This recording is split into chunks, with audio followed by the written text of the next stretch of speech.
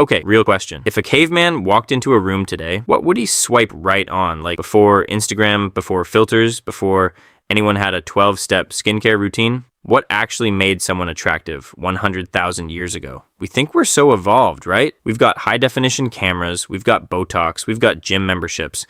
But here's the secret. Your brain is still operating on a version from the Stone Age. It's like running a 2026 app on a rock, literally. Today, we're going to dive into why your type isn't actually your choice. It's just a glitch in your caveman software. We are living in a world of high-speed internet, but our brains are still scanning the savannah for predators and reliable partners. It's a total system mismatch. First, we have to talk about why we even have beauty standards in the first place. You probably think it's about art or self-expression, or finding a soulmate. You think you're looking for someone who likes the same indie bands as you, or appreciates your deeply sarcastic sense of humor. You're not. When you look at someone across a crowded coffee shop and think, wow, they're hot, your brain is not appreciating their aesthetic. Your brain is doing a rapid-fire, purely clinical medical diagnostic. Imagine your brain is a prehistoric doctor with a clipboard. It's checking boxes. Smooth skin? Check. That means no active parasitic infections. Clear eyes? Check. No jaundice or liver failure. Thick, shiny hair? Check. Excellent nutritional access. You aren't falling in love. You are conducting a visual medical exam in under 3 seconds. In the prehistoric world, there were no hospitals. There were no antibiotics. A tiny scratch could take you out. So, beauty was just evolution's way of tricking you into mating with someone who had a functioning immune system. That zit you get so stressed out about before a date, to you, it's a cosmetic annoyance. To your primitive lizard brain,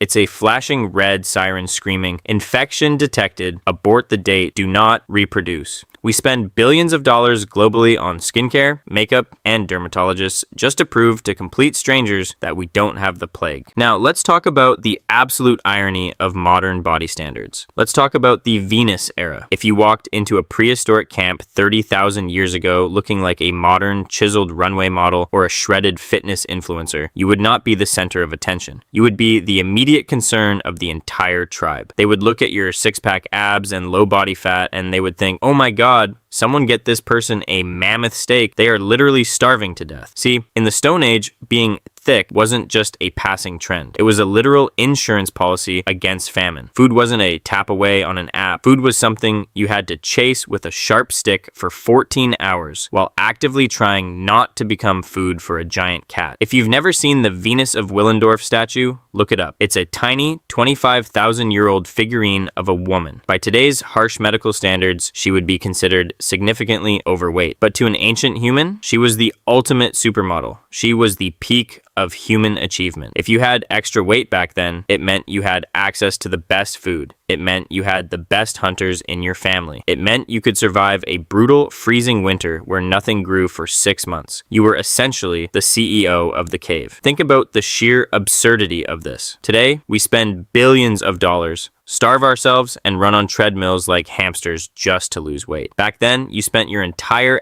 agonizing life trying to gain it. Fat wasn't a flaw. It was a luxury. You were literally carrying your bank account on your hips. But humans get bored. We are the most intelligent species on the planet, which means we have a terrible habit of overcomplicating things. Once we figured out basic survival, we started taking these health signals and turning them into fashion. And this is where ancient beauty gets absolutely, undeniably insane. I'm talking about body modification. And no, I don't mean a tasteful nose ring. I mean skull binding. There were entire ancient cultures, from the Mayans to the Huns, who thought a normal, round human head was just lazy. It was too basic. So what did they do? They would take a human infant whose skull was still soft and they would tightly bind it between two heavy wooden boards. Over months and years, the head would be forced to grow upward and backward into a massive, elongated cone shape. Why? Because they thought it looked noble. They were literally re-engineering their skeletons for clout. Can you imagine the prehistoric peer pressure? Hey man, sorry I'm late to the mammoth hunt. My baby's head is still in the wooden press. And don't even get me started on tattoos and scarification.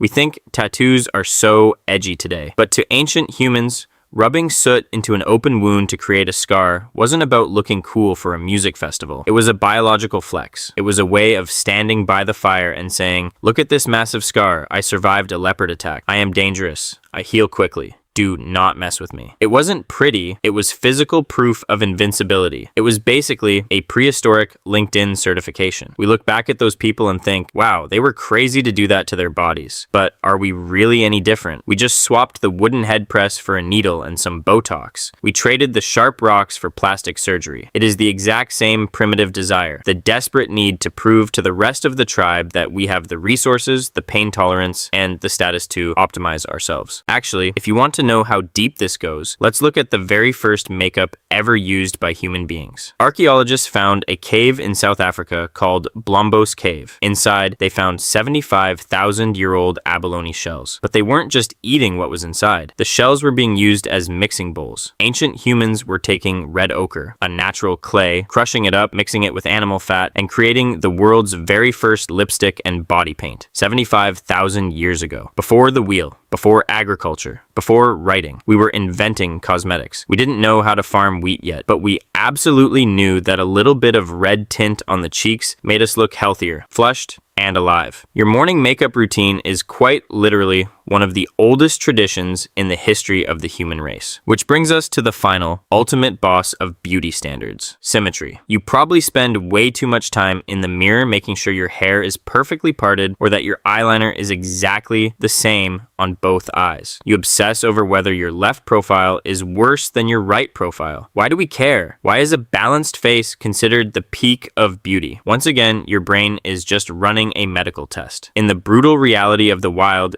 asymmetry is a biological red flag. If your left side doesn't match your right side, the primitive brain assumes you had a major parasite infestation, or a terrible illness, or a malnutrition event that physically stunted your growth when you were a child. We call it the golden ratio. We write poetry about beautiful, balanced faces, but your brain calls it the genetic fitness report card. We are hardwired to spot the errors. We are out here spending hundreds of dollars on contouring makeup just to trick people into thinking our cheekbones are perfectly symmetrical, all to prove to strangers that we didn't have a tapeworm in the 3rd grade. It is the least romantic concept in the world. So, what are we supposed to do with all this information? Here is the reality check I want you to walk away with. You are not just a person existing in the modern world. You are a highly resilient caveman in a hoodie trying to navigate a hyper-digital society that simply did not exist when our biological code was written. When you open a social media app and feel a sudden, crushing wave of insecurity because you don't look like an airbrushed, AI-filtered model, cut yourself some slack. Your brain is genuinely panicking. It thinks you are failing the survival test of the tribe. Stop stressing about your flaws. Stop trying to win a game that has been rigged against you since the Pleistocene epoch. You are judging your reflection based on survival criteria that expired when we invented indoor plumbing. You are the descendant of an ancient survivor who probably thought a cone-shaped head and a belly full of mammoth meat was the absolute height of fashion. You are a biological miracle. You're doing just fine. Now, do yourself a favor. Put the phone down, go outside, look at a tree, and thank your ancestors for having terrible fashion sense but excellent survival skills.